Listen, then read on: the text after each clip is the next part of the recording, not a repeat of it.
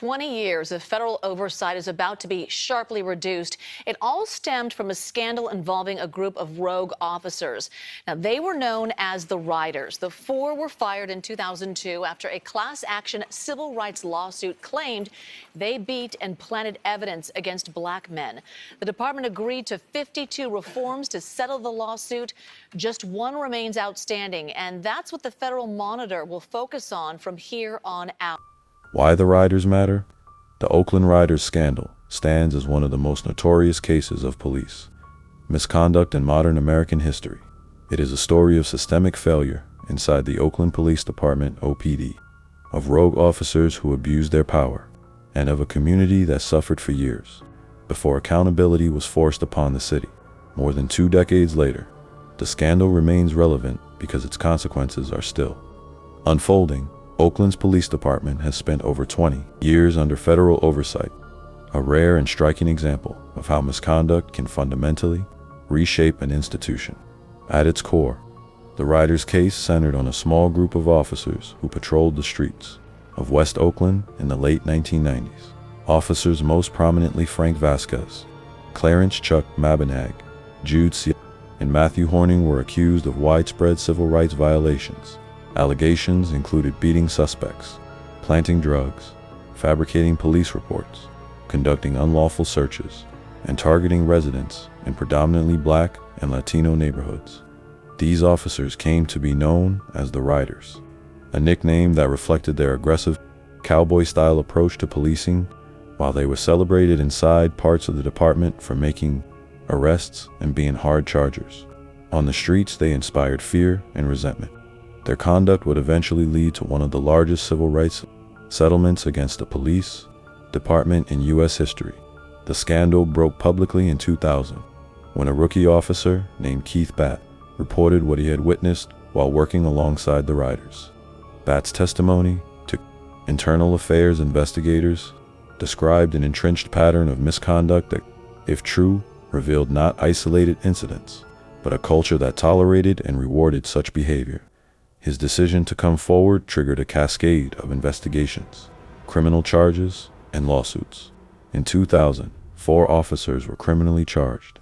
The most prominent, Frank Vasquez, identified as the ringleader, fled and has never been found, making him a fugitive to this day. The other 3 faced lengthy trials that resulted in a mix of acquittal and hung juries. None were ultimately convicted, but the proceedings exposed the depth of misconduct claims and further eroded public trust in OPD. Beyond the criminal cases, the Riders scandal opened the door to a sweeping civil rights lawsuit filed on behalf of 119. For more videos like this, like, subscribe, and turn on notifications. 9. Oakland residents, known as Allen v. City of Oakland. The lawsuit alleged a pattern and practice of police abuse. In 2003, the case was settled for $10.9 million and, more significantly, led to a negotiated settlement agreement NSA that placed OPD under federal monitoring. The NSA required dozens of reforms to address use of force, accountability, internal investigations, and community relations. That federal oversight has never fully ended. As of the 2020s, OPD remains under the supervision of a federal monitor and judge, having repeatedly fallen short of full compliance. This makes the Riders scandal not only a historic case of misconduct, but also an ongoing story of institutional reform, resistance, and struggle. The significance of the Riders case lies in several dimensions. Scope of allegations. Unlike single incidents of police abuse, the Riders were accused of a consistent pattern of violations spanning years. Unfinished business, with Vasquez still at large and OPD still under oversight. The scandal's legacy continues to shape Oakland today. Understanding the Riders requires situating them in context. Oakland struggles with crime, poverty, and racial inequity. The culture of the police department in the 1990s, and the broader national climate of the war on drugs and tough-on-crime policing strategies. Each of these elements created conditions in which misconduct could thrive unchecked. This story, therefore, is not only about 4 officers in one department. It is about how policing systems can fail, how accountability can be delayed or denied, and how communities can carry the burden of that failure for generations. It is also about the limits of reform. Despite 2 decades of external monitoring, Oakland has repeatedly faced new scandals, suggesting that the lessons of the Riders era remain unsettled. The chapters that follow will trace this history in detail. The environment that gave rise to the Riders, the officers themselves, the whistleblower who broke the silence, the trials, the lawsuits, the federal oversight, and the continuing legacy. By the end, the picture that emerges is not just of misconduct by a few individuals, but of systemic problems that demand ongoing scrutiny. The Oakland Riders matter because their story is not an isolated aberration. It is a case study in what can happen when power goes unchecked, when accountability systems fail, and when the culture of a police department rewards the wrong values. Their story remains a cautionary tale for Oakland, for California, and for the nation. Oakland in context. To understand the Oakland Riders scandal, it is essential to situate it within the broader landscape of Oakland in the 1980s and 1990s. The city's demographic shifts, economic decline, rising crime, and contentious relationship with law enforcement all played pivotal roles in setting the stage for what would unfold. Oakland's changing demographics. Oakland, historically a working-class port city, underwent major demographic shifts in the second half of the 20th century. Following World War II, Oakland became a destination for African Americans, migrating from the South in search of wartime industry jobs. By the 1970s, Black residents made up over 40% of the city's population, creating one of the largest African American communities on the West Coast. At the same time, significant Latino and Asian immigrant communities grew, particularly in East Oakland and Chinatown. But economic shifts devastated these communities. The decline of shipbuilding and manufacturing industries hit Oakland hard, leaving behind concentrated unemployment. By the late 1980s, Oakland's poverty rate was consistently higher than the state average, with entire neighborhoods, West Oakland and parts of East Oakland in particular, experiencing deep disinvestment. This economic decline was paired with rising segregation. Redlining practices and disinvestment meant many Black and Latino families were concentrated in neighborhoods with poor schools, fewer city services, and high exposure to crime. These conditions created fertile ground for the illicit economy, particularly the drug trade, to take root. The crack cocaine epidemic and violence. Like many U.S. cities, Oakland was devastated by the crack cocaine epidemic of the 1980s and early 1990s. Crack was cheap, addictive, and widely available, fueling both an increase in drug-related arrests and a dramatic rise in violence. Oakland's homicide rate skyrocketed.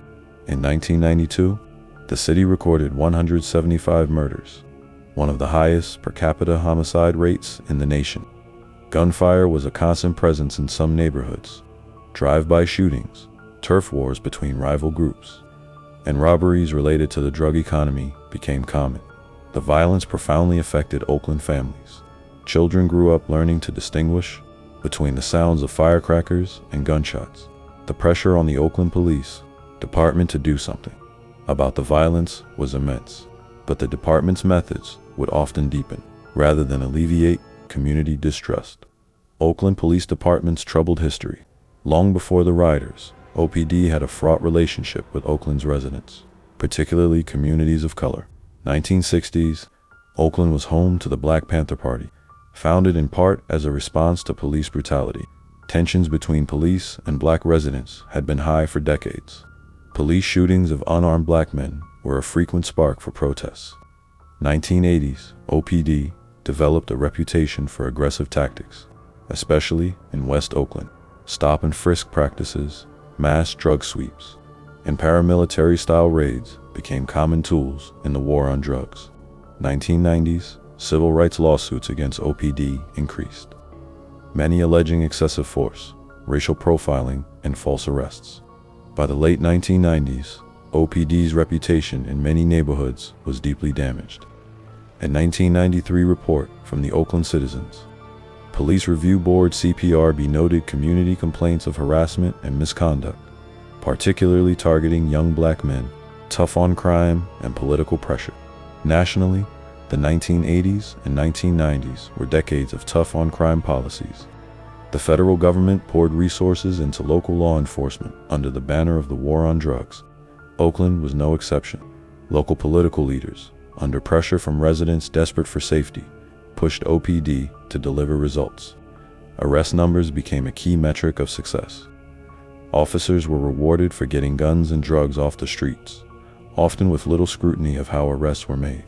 This emphasis on numbers created a dangerous incentive structure. Officers who made a high volume of arrests were celebrated as proactive, while those who raised concerns about misconduct risked isolation. Within this environment, groups of officers, like the Riders, were able to thrive, earning reputations as hard chargers, who could deliver the arrest stats the department wanted. The communities most impacted. The neighborhoods where the Riders operated, primarily West Oakland and parts of East Oakland, were already under strain from poverty and crime. Residents lived in a paradox. They wanted safety from gangs and drug dealers, but they feared and distrusted the police. Accounts from Oakland residents in the late 1990s revealed that many saw little difference between harassment by criminals and harassment by police. Unlawful searches, stops without cause, and rough treatment by officers were widely reported. Complaints to the CPRB often went nowhere, leaving residents with little faith in accountability mechanisms.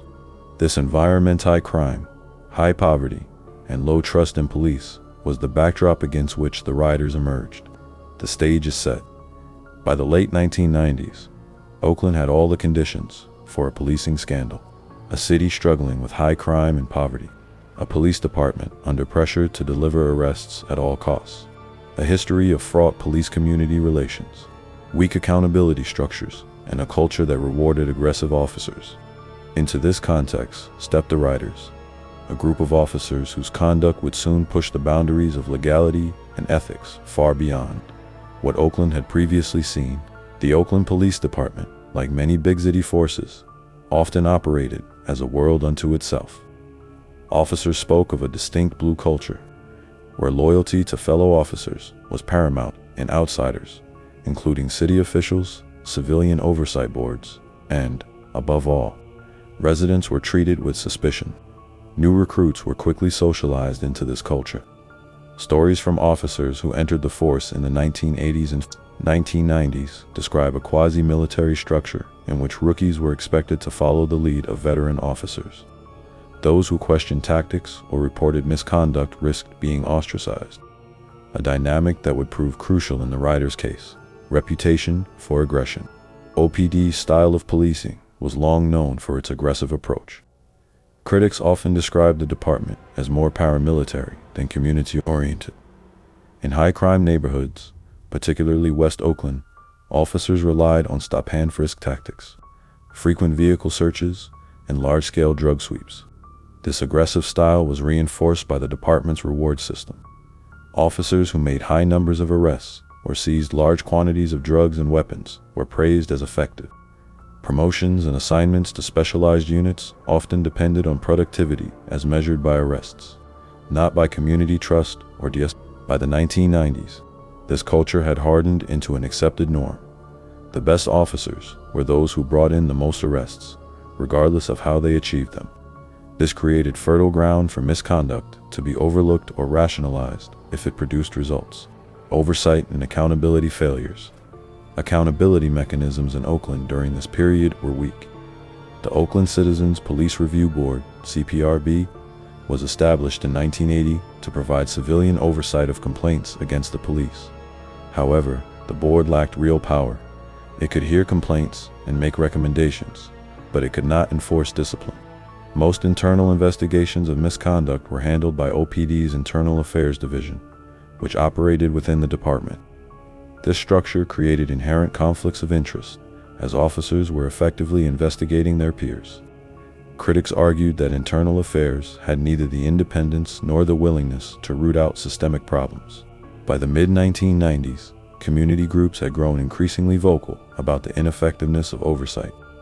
Yet the political will to reform OPD was limited, in part because high crime rates led many city leaders to prioritize aggressive policing strategies. Previous controversies. The Riders scandal was not the first instance of police misconduct in Oakland. Prior controversies had already eroded community trust. During the 1990s, OPD leadership faced conflicting pressures. On one hand, city officials and community leaders demanded reductions in violent crime. On the other, civil rights advocates and neighborhood groups pressed for more oversight and accountability. Police chiefs during this period often leaned toward prioritizing crime suppression. Officers who produced high arrest numbers were favored, while complaints about misconduct were frequently minimized. This approach aligned with national tough-on-crime trends, but came at the cost of eroding community trust.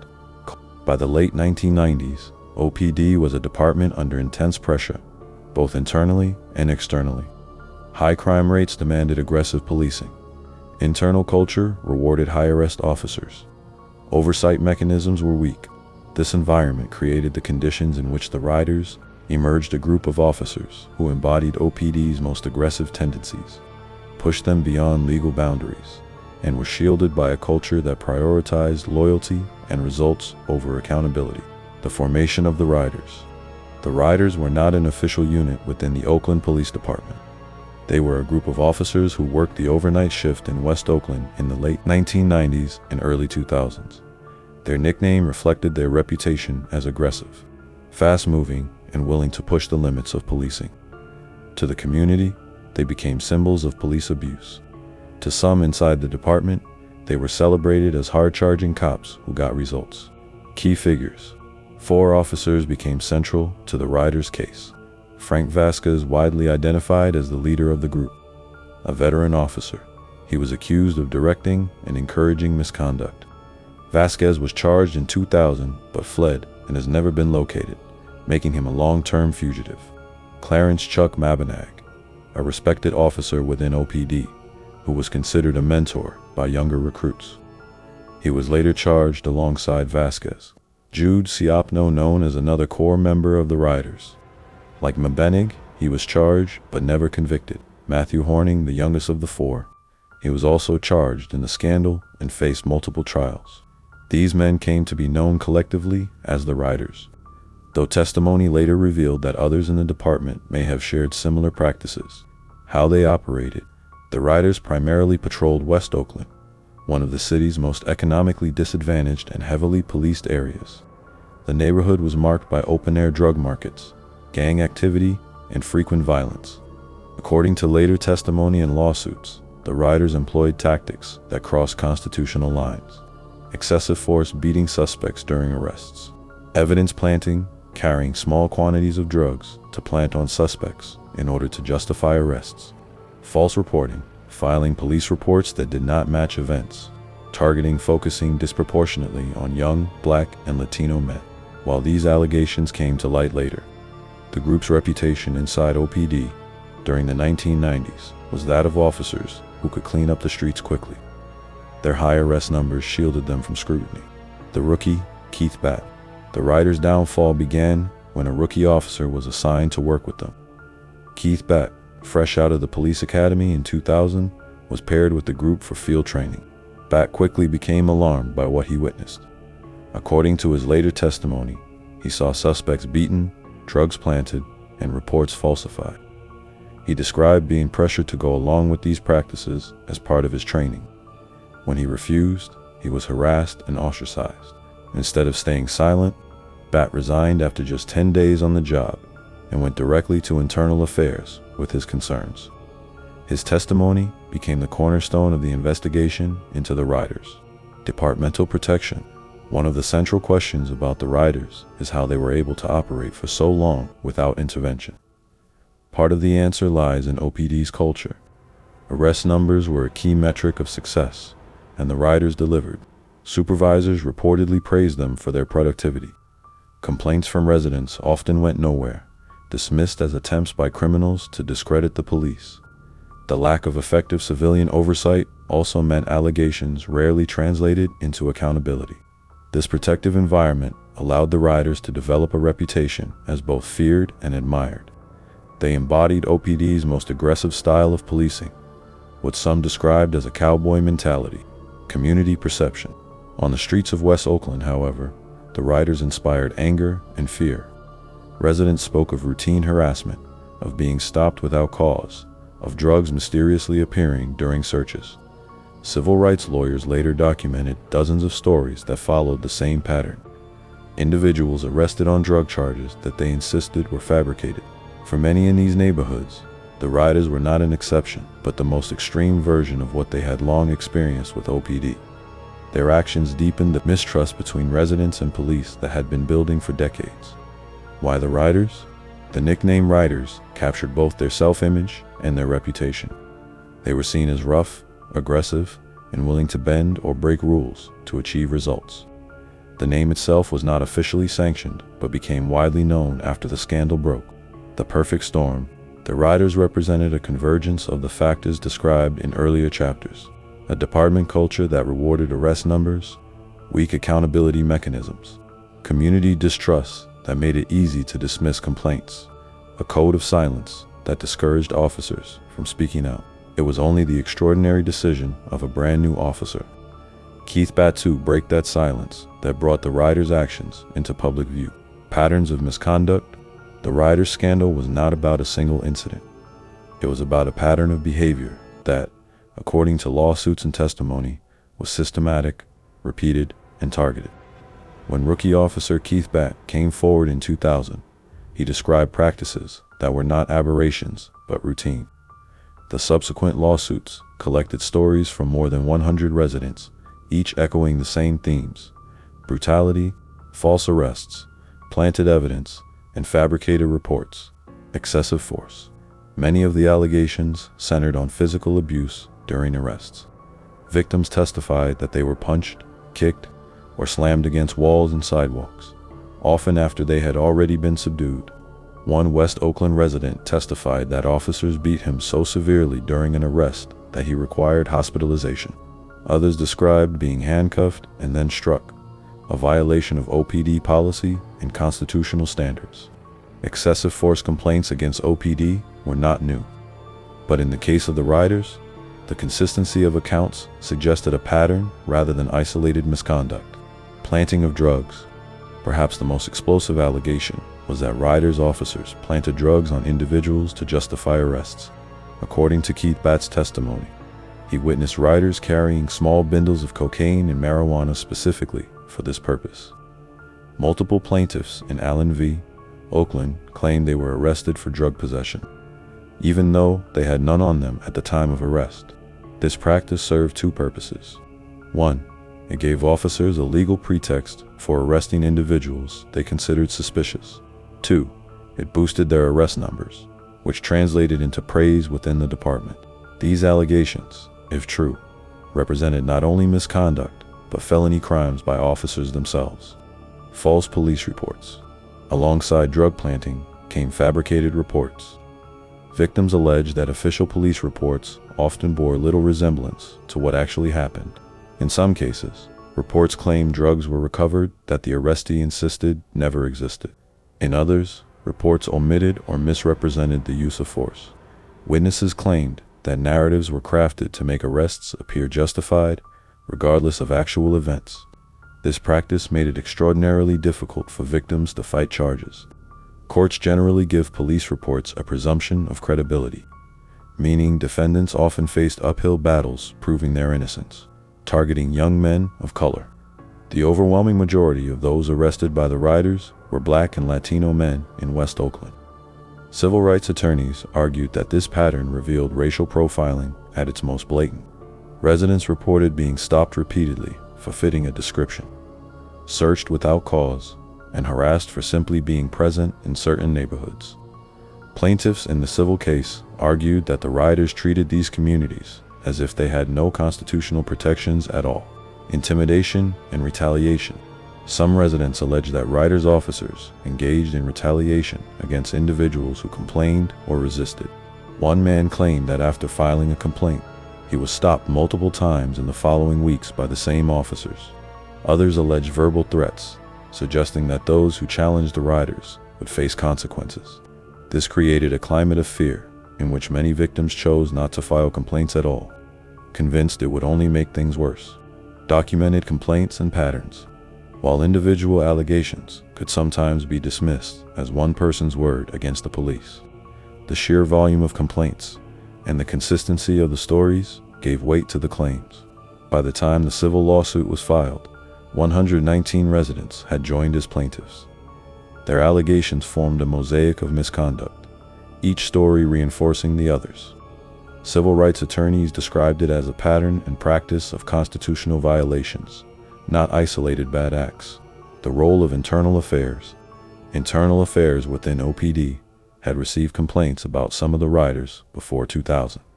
However, investigations often failed to substantiate allegations, partly due to the code of silence within the department and the difficulty of proving misconduct without corroborating evidence. Keith Batt's testimony changed that dynamic. For the first time, allegations were supported by an insider willing to detail what he had seen. His credibility as a new recruit, with nothing to gain and much to lose, gave weight to long-standing community claims. Why the patterns mattered? The misconduct attributed to the riders was not just about the harm to individual victims, though that was significant. It also struck at the foundations of the justice system. Planting evidence undermined the integrity of prosecutions. False reports corrupted the judicial process. Excessive force eroded the legitimacy of law enforcement. Racial targeting violated constitutional protections of equal treatment.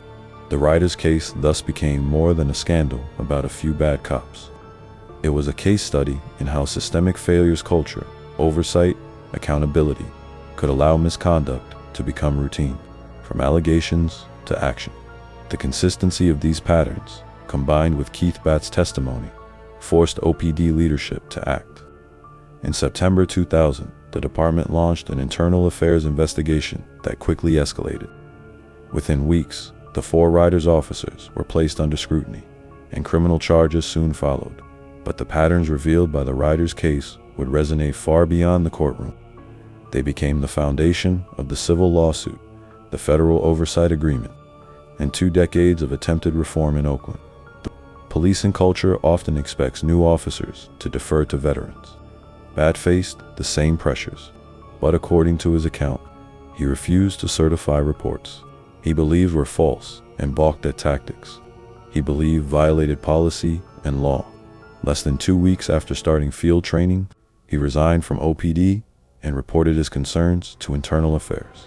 He provided detailed statements about specific stops, searches, uses of force, and report writing he had witnessed while paired with the riders. Batt's prompt resignation and immediate complaint were pivotal.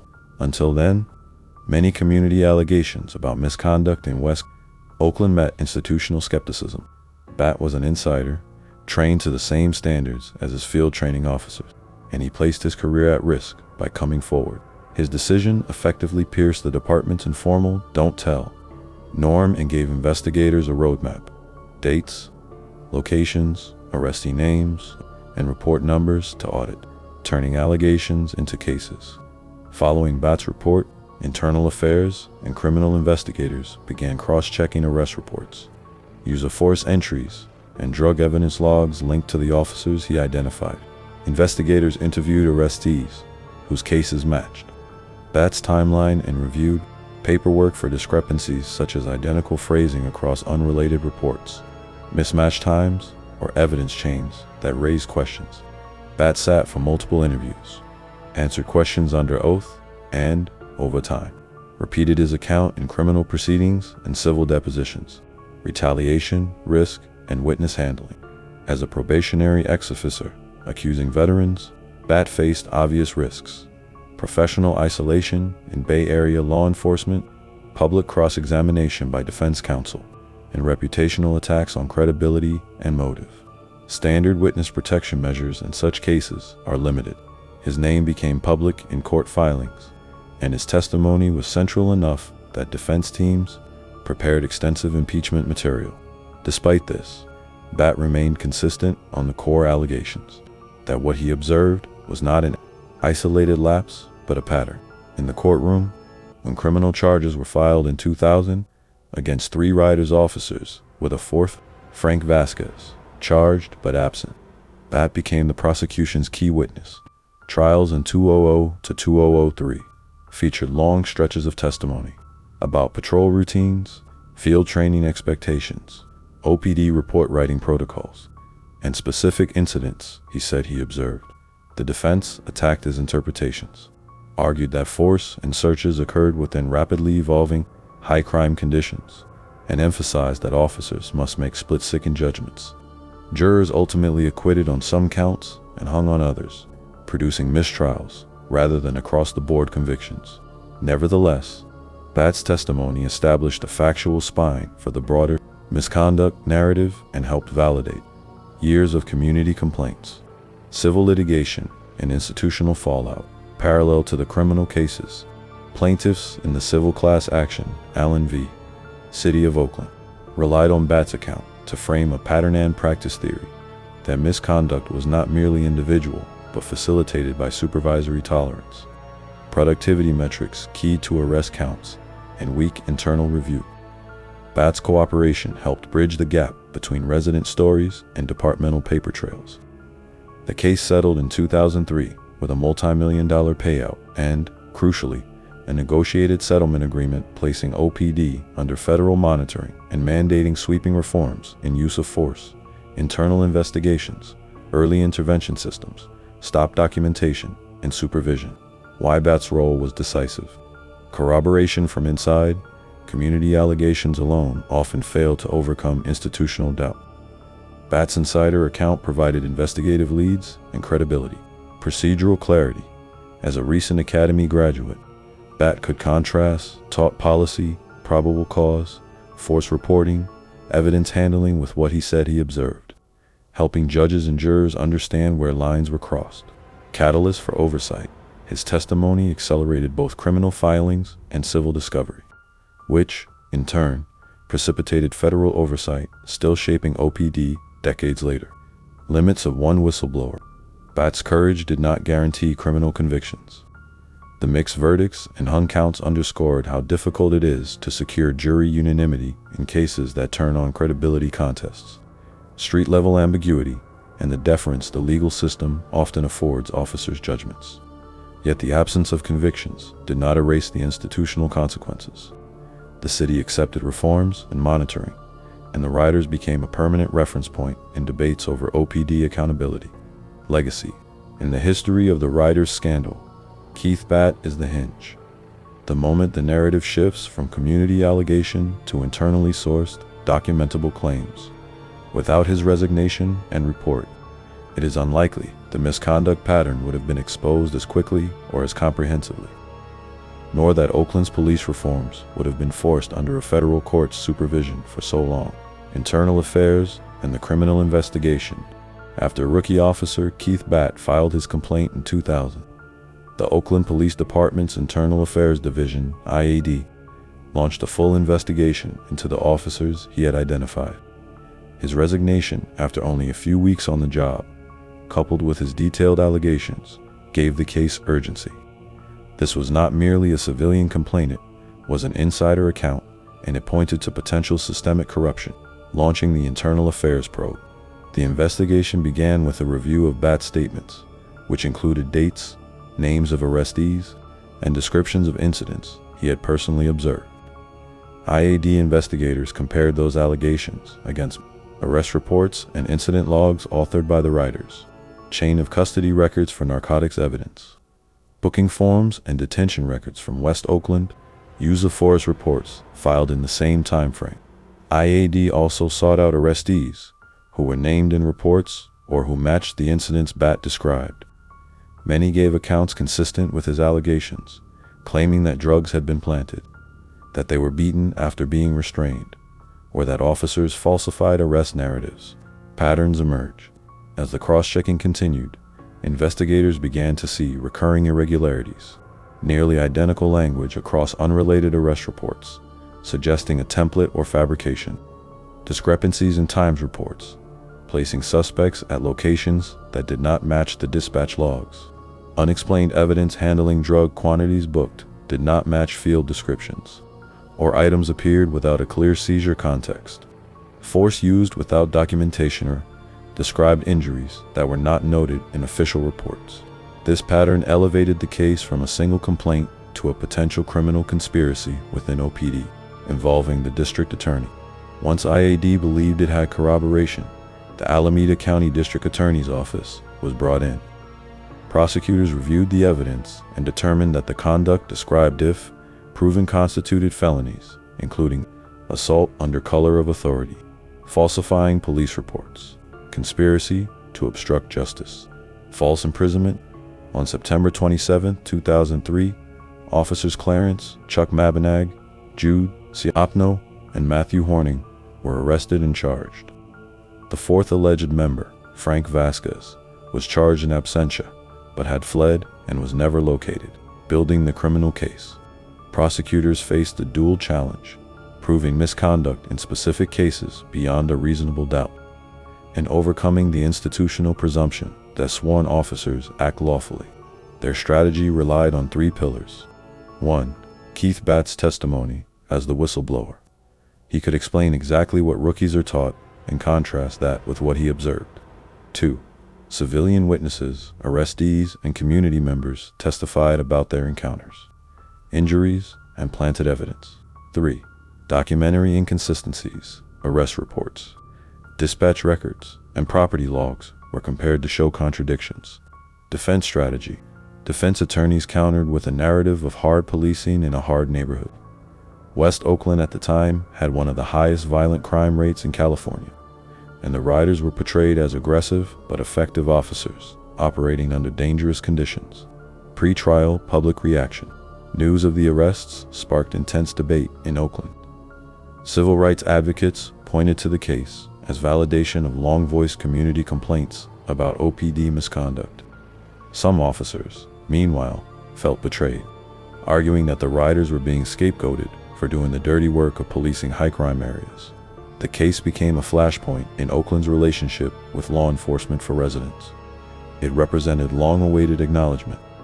For many inside OPD, it triggered defensive solidarity and concern about morale. Trial preparations. As trial approached in 2002, prosecutors assembled dozens of witnesses. Batt would be the centerpiece, but jurors would also hear from arrestees who alleged beatings or false charges, medical professionals who treated injuries, evidence technicians who handled seized narcotics. Supervisors questioned about oversight and reporting practices. The defense prepared to challenge every inconsistency, portraying the Riders as victims of a politically motivated witch hunt. The stage is set. By the time jury selection began in 2002, the Oakland Riders case had become one of the most significant police misconduct trials in California's history. The outcome would not only determine the fates of the accused officers, but would also shape the future of the Oakland Police Department. The trial would reveal the difficulty of prosecuting police officers, especially when credibility, rather than hard physical evidence, was at the heart of the case. The criminal trials of the Oakland Riders officers were the most high-profile element of the scandal, putting OPD misconduct under the public microscope. 3 officers, Clarence, Chuck Mabanag, Jude Siapno, and Matthew Horning, stood trial, while the 4th, Frank Vasquez, remained a fugitive. The proceedings highlighted the challenges of prosecuting police officers accused of civil rights violations, as well as the complexities of building a case around patterns of misconduct rather than a single incident. Charges and allegations. The officers faced a range of charges, including assault under color of authority, false imprisonment, conspiracy to obstruct justice, falsifying police reports. These charges stemmed from multiple incidents in West Oakland, documented through arrest reports, hospital records, and witness statements. Prosecutors argued that the Riders engaged in systematic misconduct, targeting young Black and Latino men, planting drugs, and using excessive force to inflate their arrest numbers. Key prosecution witnesses. The prosecution relied heavily on Keith Batt, the rookie officer who had come forward in 2000. Batt described the patrol routines, the expectations for rookies, and the repeated violations he witnessed firsthand. Other witnesses included victims of alleged assaults. Residents testified about being beaten or restrained in ways inconsistent with department policy. Medical personnel, doctors and nurses, described injuries that correlated with residents' accounts of police beatings. Evidence technicians. These individuals highlighted inconsistencies in narcotics logs and chain of custody forms. Supervisors, some acknowledged gaps in oversight that allowed aggressive officers to operate with little supervision. The goal was to show a pattern of misconduct rather than isolated incidents. To meet the burden of proving conspiracy and systemic abuse, defense strategy. Defense attorneys portrayed the Riders as officers doing a difficult job in a dangerous environment. Key arguments included split-second decision-making. Officers were required to make rapid judgments under threat, justifying use of force in contested arrests, questioning witness credibility. Many civilian witnesses had prior criminal records, and defense counsel emphasized potential bias or misremembering. Challenging Bat's motives. The defense painted him as inexperienced and overly critical of veteran officers. High crime environment context. Officers argued that the intensity of West Oakland's crime justified aggressive tactics. The defense sought to introduce reasonable doubt, particularly in cases where corroborating evidence was limited. The trials began. The trials spanned several months and attracted intense media attention. Courtrooms were filled with residents, activists, and reporters. The proceedings were closely scrutinized because the outcome would signal how seriously Oakland and, by extension, California took allegations of police misconduct. Jurors were tasked with weighing conflicting accounts: rookie testimony versus experienced officer recollections, civilian narratives versus official police reports. The legal framework required proof beyond a reasonable doubt, which is inherently challenging in cases involving discretionary decisions made during arrests. Verdicts and mistrials. The trials concluded with mixed results. Acquittals. Some charges were dismissed or resulted in not guilty verdicts.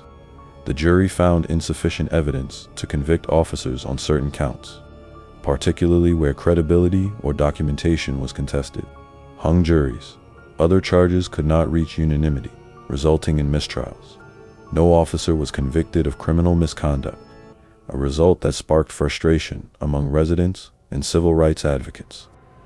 Many saw the verdicts as a failure of the legal system to hold officers accountable for systemic abuse. Public and community reaction. The verdicts were polarizing. Community advocates expressed disappointment, arguing that the trials confirmed long-standing allegations of OPD misconduct, even if convictions were not secured. OPD and supporters. Some officers claimed the trials unfairly targeted those working in dangerous areas and undermined morale. Media coverage emphasized both the bravery of whistleblowers like Keith Batt and the difficulty of securing criminal accountability for law enforcement officers. Despite the acquittals, the evidence presented in court laid the groundwork for the parallel civil lawsuit, which would ultimately force the department to make systemic changes. Lessons from the criminal trials. The trials underscored several realities about policing and accountability. 1. High standard of proof. Criminal courts require proof beyond a reasonable doubt, which is often difficult to achieve when misconduct involves judgment calls. 2. Whistleblower impact, even if convictions were not secured. Insider testimony was crucial for exposing systemic issues. 3. Community trust. Trials highlighted the deep mistrust between residents and police, emphasizing that accountability involves more than just courtroom outcomes. 4. Foundation for reform. The criminal case, while ending without convictions, provided a factual record for civil litigation and federal oversight initiatives. Transition to civil action. Following the criminal trials, civil rights attorneys filed a class action lawsuit on behalf of 119 Oakland residents, Allen v. City of Oakland. This lawsuit focused not on individual criminal acts, but on patterns of constitutional violations and institutional failures.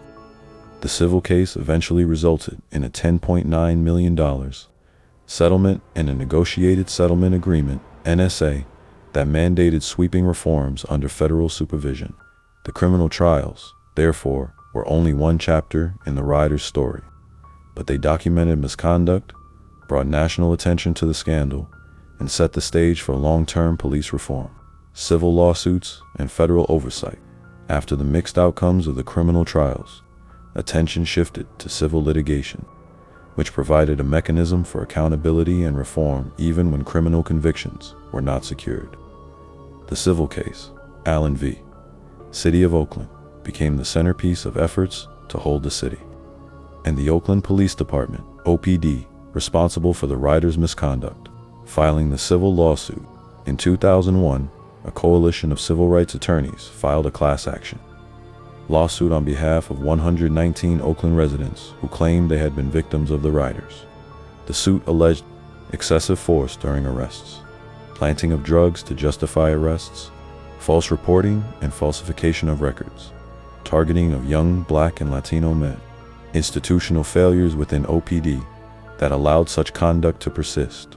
The plaintiffs argued that the misconduct was not isolated but represented a pattern and practice, enabled by the department's culture, weak oversight, and focus on arrest quotas over constitutional policing.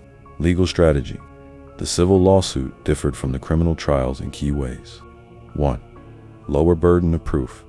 Civil cases require a preponderance of evidence rather than proof beyond a reasonable doubt. This made it easier to establish that misconduct likely occurred. 2. Focus on systemic issues. Lawyers emphasized OPD policies, supervision failures, and training deficiencies that allowed misconduct to flourish. 3. Supporting witnesses. Testimony included both community members and whistleblowers like Keith Batt, who described patterns of abuse and the department's culture of silence. 4. Documentary evidence. Attorneys used arrest reports, incident logs, and internal affairs files to demonstrate inconsistencies and repeated violations. The civil approach sought not only monetary compensation, but also institutional reform to prevent future misconduct. Settlement and reforms. In 2003, the city agreed to a $10.9 million settlement divided among the plaintiffs. More significantly, the case resulted in a negotiated settlement agreement, NSA, between the City of Oakland, the plaintiffs, and the U.S. Department of Justice.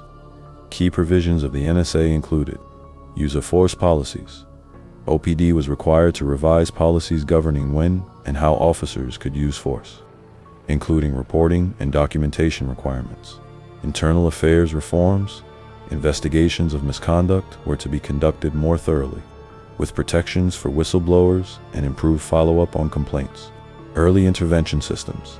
Mechanisms were implemented to identify officers at risk of engaging in misconduct, based on patterns of complaints or use of force incidents.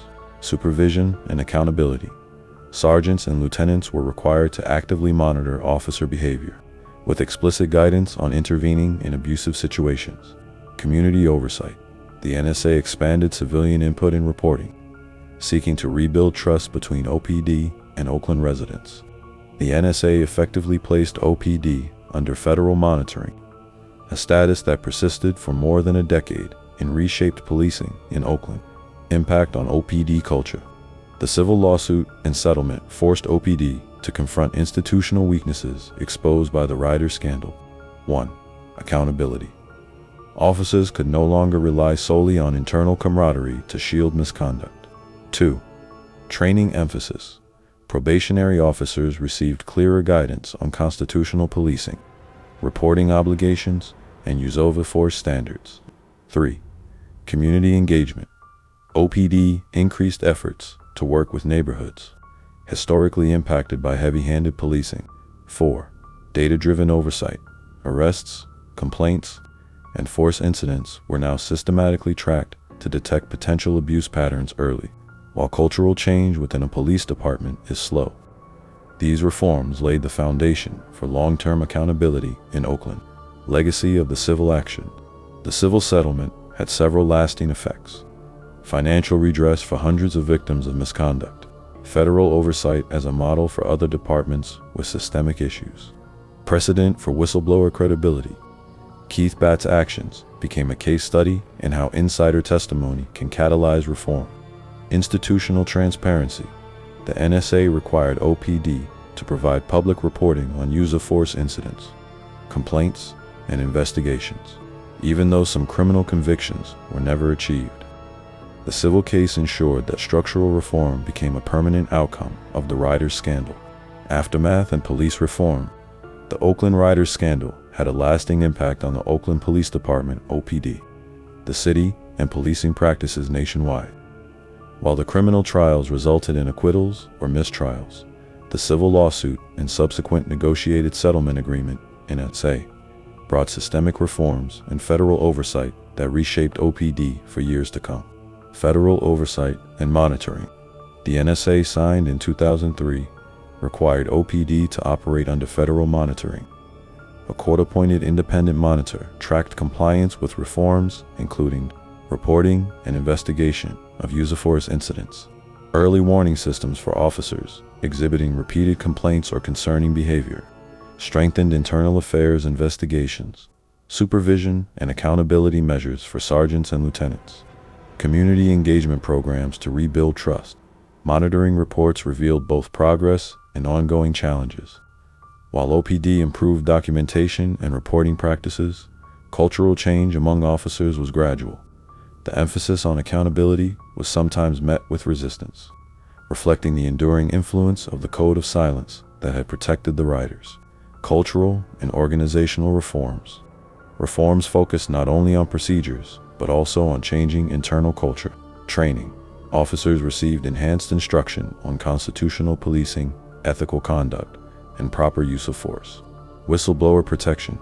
Policies were established to protect officers who reported misconduct, ensuring that cases like Keith Batts could come forward without fear of retaliation. Data-driven oversight. OPD implemented systems to track officer performance, complaints, and arrests, identifying patterns that could indicate abuse. The goal was to prevent a recurrence of the conditions that allowed the riders to operate with impunity. Community impact. For residents of West Oakland and other impacted neighborhoods, the Riders scandal validated long-standing concerns about OPD misconduct. The civil settlement provided financial restitution to victims, but the larger effect was a measure of institutional accountability. Community groups continued to push for reforms and maintained pressure on the department to meet its obligations under the NSA. The scandal also highlighted the importance of civilian oversight. Citizens' complaints, once largely dismissed, became central to holding OPD accountable and shaping long-term reforms. Lessons for policing nationwide. The Riders scandal became a cautionary tale for police departments across the United States. 1. The danger of unchecked culture. A department culture that prioritizes arrests and loyalty over accountability can enable widespread misconduct. 2. The role of whistleblowers. Insider testimony can be pivotal in exposing misconduct that civilians may be powerless to document. 3. Importance of oversight. Both internal and external review mechanisms are necessary to prevent systemic abuse. 4. Civil litigation as a reform tool. Even when criminal prosecutions fail, civil suits can compel structural reforms and federal monitoring. Long-term effects on OPD. The NSA required OPD to meet specific performance benchmarks and report regularly to the federal court. Over the following decade, use-of-force policies were revised multiple times to reflect best practices. Training programs emphasized de-escalation and community policing. Internal audits and supervision became more rigorous, reducing the likelihood of rogue officer behavior. Civilian oversight boards gained more influence in reviewing complaints. While no reform can erase the trauma experienced by those affected by the Riders, these changes represented a structural correction that sought to prevent similar misconduct in the future. Legacy of the Riders scandal. Victims. Hundreds of Oakland residents received restitution and acknowledgement of harm. Whistleblower impact. Keith Batts' courage remains a central lesson in ethical policing and personal integrity. Departmental reform. OPD underwent sweeping policy, procedural, and cultural changes, setting a precedent for other departments facing similar systemic issues. Public awareness. The scandal contributed to national conversations about police accountability, misconduct, and the need for federal oversight when local mechanisms fail. The Oakland Riders case is a stark reminder that systemic misconduct can thrive without oversight, but also that institutional reform is possible when patterns of abuse are exposed and addressed. Broader implications and lessons learned.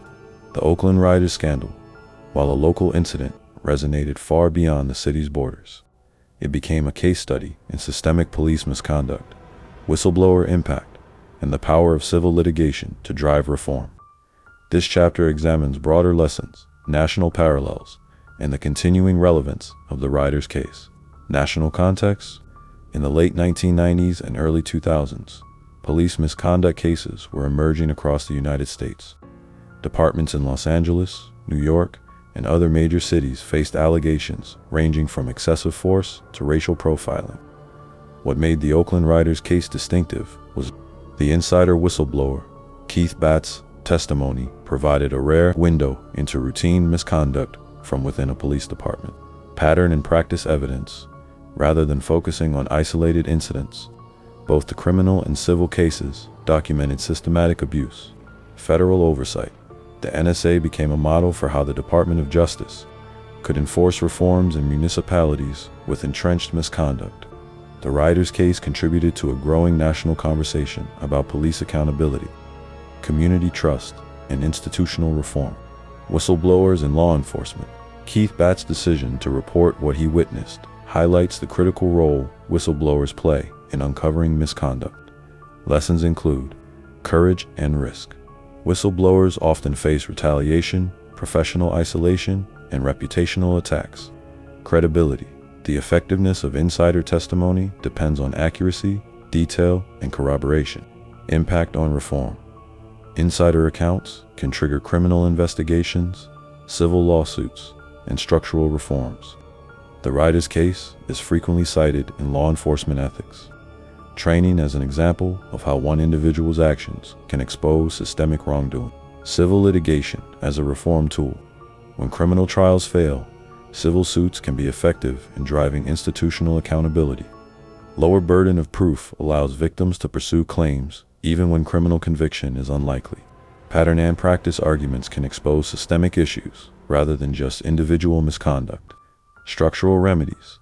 Settlements and NSA agreements can mandate procedural changes, oversight, and training. In Oakland, civil litigation not only compensated victims, but also forced OPD into long-term federal oversight, shaping policy for decades.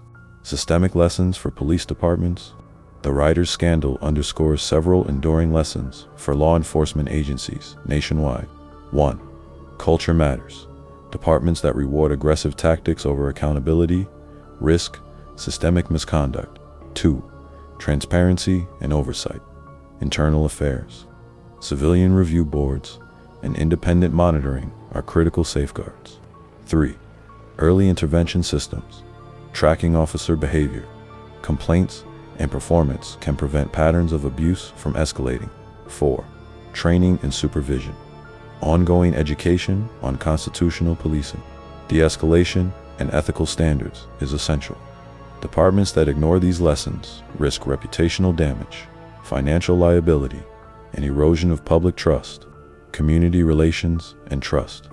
The Riders scandal illustrated the importance of community trust and effective policing. Residents must feel confident that complaints are taken seriously. Patterns of abuse can fracture relationships and reduce cooperation, making policing less effective. Civil litigation and federal oversight can restore some trust, but cannot fully erase the historical trauma of misconduct. Community engagement, transparency, and accountability are essential components of policing that seeks both safety and legitimacy. Legacy of the Oakland Riders case. The Riders case remains a touchstone for police reform discussions. Legal precedent, it demonstrated how civil lawsuits could enforce systemic change when criminal trials are inconclusive.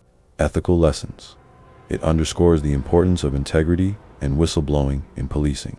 Institutional reform, the NSA and federal monitoring reshaped OPD policies and practices, with effects lasting into the 2020s. National awareness, the case helped fuel broader debates about racial profiling, excessive force, and accountability in American policing. In sum, the Oakland Riders scandal illustrates that systemic misconduct can flourish under weak oversight, but also that courage, litigation, and federal intervention can produce meaningful reform. Media coverage and public perception. The Oakland Riders scandal captured both local and national attention, illustrating how media coverage can shape public understanding of police misconduct. News outlets, community publications, and broadcast journalists played a key role in exposing patterns of abuse. framing the narrative for the public and influencing institutional responses. Local media coverage. Local newspapers, particularly the Oakland Tribune and San Francisco Chronicle, followed the unfolding scandal closely.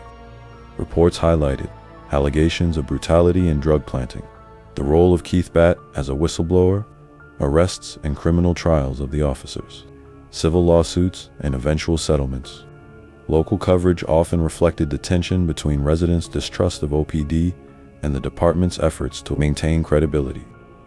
Editorials frequently called for reforms and emphasized community voices, providing a counter-narrative to official statements. National attention. The case also gained attention beyond Oakland. National newspapers, such as the New York Times and Los Angeles Times, reported on the Riders as an example of systemic police misconduct.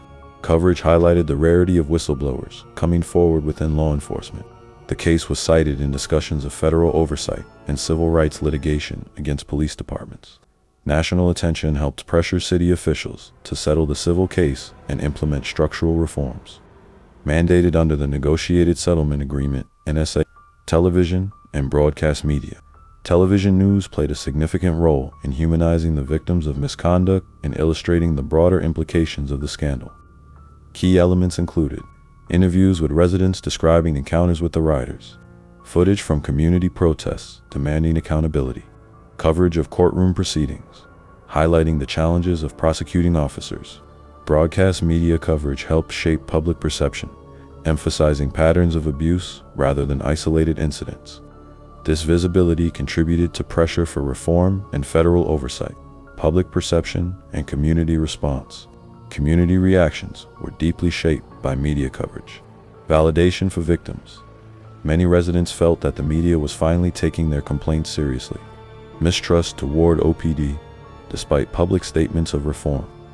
The community remained skeptical about the sincerity of departmental changes. Increased civic engagement, neighborhood associations, and civil rights. Organizations mobilized to monitor the implementation of reforms and ensure accountability. Media coverage created a sustained public dialogue about policing in Oakland, reinforcing the need for transparency and oversight. Impact on police image. The Riders scandal, amplified by media coverage, had long-term consequences for OPD's reputation.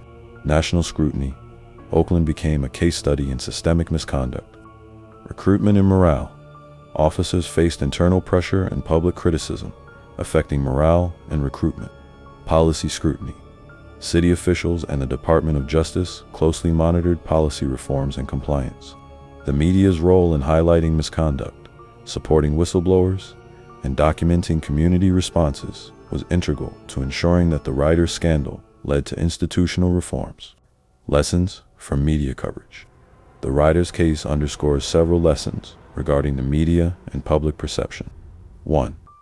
Investigative journalism is crucial. Detailed reporting can corroborate community allegations and pressure institutions to act. 2. Transparency builds accountability. Public scrutiny forces departments to take reform seriously. 3. Media shapes narrative. Coverage can validate victims, highlight systemic patterns, and sustain public interest over time. 4. National attention matters. Local misconduct. Cases can influence policy and oversight far beyond the immediate community. Individual fates of the Riders. The Oakland Riders scandal did not end with courtroom proceedings or civil settlements. The officers involved faced varying personal, professional, and legal consequences that reflected the complexities of holding law enforcement accountable. Clarence Chuck Mabenag. Mabenag was one of the most prominent figures among the Riders. Following the criminal outcome, he was acquitted of the charges brought against him, including assault under color of authority and falsifying reports. Professional consequences. Mabenag returned to active duty in OPD for a period, but faced disciplinary reviews and restrictions on field assignments. Public scrutiny. His association with the Riders remained a stain on his record, and he was frequently referenced in media and community discussions as a symbol of misconduct. Though never convicted, Mabenag's reputation was permanently impacted, and his career trajectory shifted under the shadow of the scandal. Jude Siopno also faced criminal charges alongside Mabenag. Criminal outcome. Several counts resulted in acquittal, with some charges ending in mistrial due to hung juries. Civil liability. As part of the Allen v. Oakland settlement, he was implicated indirectly in the financial redress and departmental reforms. Career impact. Siopno remained with OPD for some time, but experienced limitations in promotions and assignments. The scandal limited his professional credibility and public trust. Matthew Horning. Horning's experience followed a similar trajectory. Criminal outcome. He was acquitted of all criminal charges in the Riders' trials.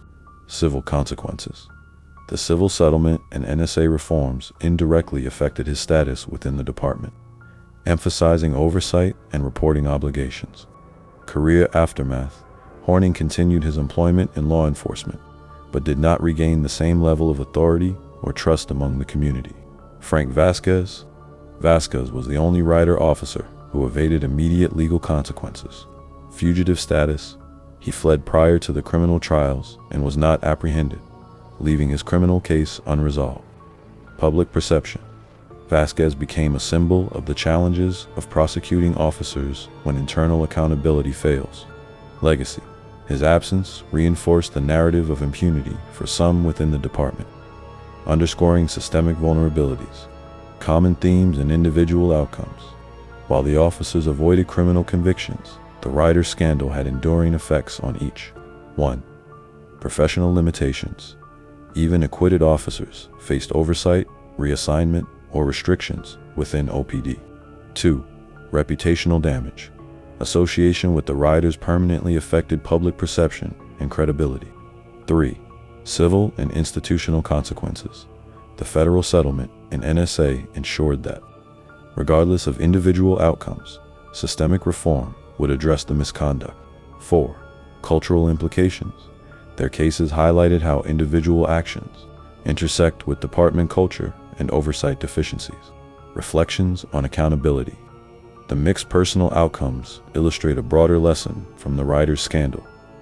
Criminal conviction is not the only measure of accountability. While acquittals may suggest individual legal exoneration, civil settlements, professional consequences, and cultural reforms serve as complementary mechanisms to enforce responsibility and prevent future misconduct. The legacy of the Riders officers' actions continues to influence discussions of policing, ethics, and oversight, reminding both law enforcement and the public that systemic reform often extends beyond the courtroom. Long-term effects on Oakland policing. The Oakland Riders scandal left a permanent imprint on the city's law enforcement landscape. Beyond the criminal trials and civil settlements, the case triggered structural reforms, cultural shifts, and policy innovations that continue to influence policing practices in Oakland and serve as a model for other departments facing similar challenges. Federal oversight and monitoring.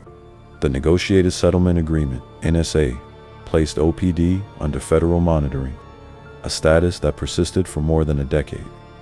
Key long-term effects included regular compliance reporting. OPD was required to submit detailed reports on arrests, use of force incidents, and internal investigations. Independent oversight.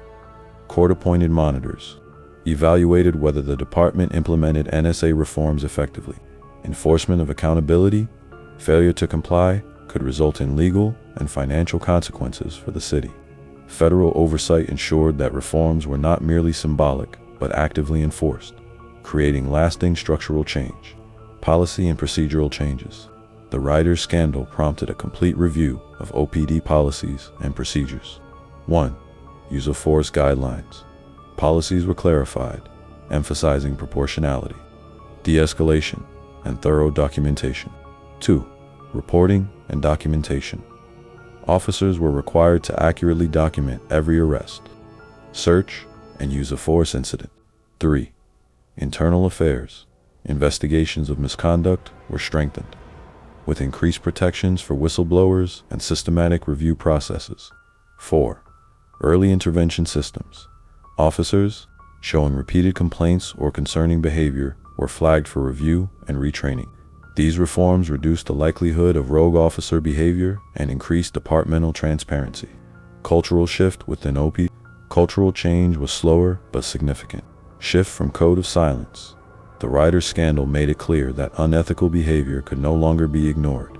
Enhanced training, officers were educated on constitutional rights, ethical policing, and community engagement. Accountability emphasis. Sergeants and lieutenants became responsible for monitoring officer behavior and ensuring compliance with policies.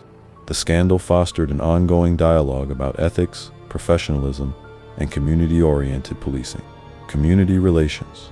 One of the most lasting effects was on community trust and engagement. Victims' voices recognized the civil lawsuit and media coverage, validated resident complaints, and highlighted their importance in shaping reform. Public involvement. Civilian oversight boards and neighborhood advisory councils gained influence in monitoring OPD, rebuilding trust, while skepticism remained. Structured reforms and accountability mechanisms helped improve relations between police and communities historically affected by misconduct. Community trust became a core focus of OPD's long-term strategy. Training and recruitment implications. The Riders scandal influenced how OPD approached recruitment, greater emphasis on ethical standards, integrity, and community engagement in hiring practices. Training, comprehensive instruction on constitutional policing, use of force, and accountability. Mentorship. New officers were paired with supervisors trained in lawful, ethical policing practices rather than aggressive, results-first tactics. These measures were designed to prevent the emergence of future rogue units. Impact beyond Oakland. The Riders scandal also influenced policing nationally. Other departments looked to OPD's reforms as a model for federal oversight agreements. Civil litigation became a recognized tool for structural reform, even when criminal prosecutions fail. The case contributed to broader conversations about racial profiling, systemic misconduct, and the role of whistleblowers in policing. Oakland's experience offered both cautionary lessons and a roadmap for reform. Legacy. The long-term effects of the Riders scandal include 1. Institutional reform. Policies, procedures, and oversight mechanisms were permanently strengthened. 2. Cultural change. Ethical policing, accountability, and community engagement became central to OPD operations. 3. Community impact. Residents gained a stronger voice in shaping policing practices. 4. National relevance. The case continues to inform discussions about systemic misconduct and reform strategies across the U.S. The scandal remains a reminder that individual misconduct can trigger systemic failure, but also that institutional reform is possible when patterns are exposed and addressed. Reflections on accountability and justice. The Oakland Riders scandal serves as a profound case study in the challenges of policing, accountability, and justice. From the initial acts of misconduct to whistleblowing, criminal trials, civil litigation, and long-term reform, the case illustrates both the limitations and possibilities of the legal system, law enforcement, and community advocacy. Accountability in policing. Criminal accountability. The criminal trials reveal the difficulty of securing convictions, especially when evidence relies on testimony versus objective documentation. Acquittals and mistrials highlight the legal system's high burden of proof. Civil accountability. Civil lawsuits, such as Allen v. City of Oakland, provided an avenue for redress and reform when criminal courts could not. Lower burdens of proof and structural remedies ensured that misconduct could still be addressed. Institutional accountability. Federal oversight and the negotiated settlement agreement forced systemic reforms, demonstrating that accountability extends beyond individual officers to departmental culture, policies, and oversight mechanisms. The case illustrates that justice may not always be realized in courtrooms alone, but can be pursued through civil and institutional channels. The role of whistleblowers. Keith Bett's courage in reporting the Riders' misconduct exemplifies the importance of ethical action within hierarchical organizations. Whistleblowers provide critical insight into patterns of abuse that external observers may not detect. They face professional and personal risks, including ostracization, retaliation, and reputational challenges. Their testimony can catalyze criminal, civil, and institutional responses, ultimately driving reform. Bett's actions underscore the value of individual integrity in promoting justice and systemic change. Community engagement and trust. The scandal highlighted the centrality of community trust in effective policing. Residents' complaints validated through civil litigation. Strengthened the voice of communities historically impacted by misconduct. Federal oversight and structured reforms required OPD to rebuild trust. Demonstrate transparency and engage citizens in oversight. Long-term improvements in policing depend on collaboration, accountability, and responsiveness to community needs. The Riders case reminds us that law enforcement legitimacy is inseparable from public trust. Lessons for systemic reform. Several enduring lessons emerge from the Riders scandal. 1. Institutional culture shapes behavior. Departments that reward loyalty or aggressive policing without oversight are vulnerable to misconduct. 2. Structural safeguards are essential. Internal affairs, early intervention systems, civilian oversight, and federal monitoring can prevent systemic abuse. 3. Civil litigation can drive meaningful reform, even in the absence of criminal convictions. Courts can mandate procedural and cultural changes. 4. Media scrutiny and public awareness matter. Coverage sustains pressure for accountability and informs national debates about policing. 5. Ethical leadership is critical. Officers, supervisors, and administrators must prioritize integrity and lawful conduct to prevent misconduct. Balancing justice and reform. The Oakland Riders scandal illustrates that justice is not solely a matter of punishing individuals. While criminal trials did not yield convictions, civil settlements, institutional reforms, and federal oversight created meaningful accountability. Victims received recognition and restitution. Departmental culture shifted toward ethical policing. Policies and procedures were strengthened to prevent recurrence. The case emphasizes a broader definition of justice, one that includes structural change, community safety, and institutional integrity. Enduring legacy. The Riders scandal continues to inform discussions on policing, accountability, and civil rights.